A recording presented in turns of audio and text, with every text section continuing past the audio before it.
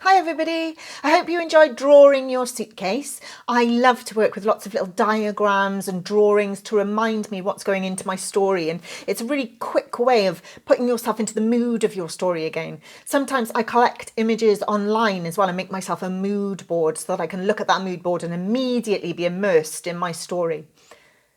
You'll be pleased to know that it's the part of the workshop where you get to start your story. Hooray! We're there, finally. You've got all that information, all that magical material that you can include in your story if you want to. You don't have to, you can leave some of it out if you like, but if you want to, you can take it in any direction. You can use any pieces of those creations you've come up with already.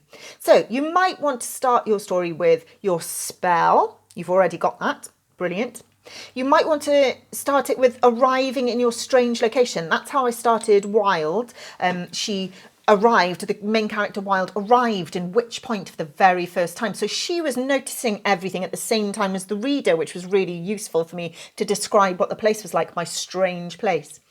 You might want to have the first day in a new school. So you arrive, or your character arrives, and they're a witch and they're hiding it from everybody else. You'll know what that feels like from your hot seating session.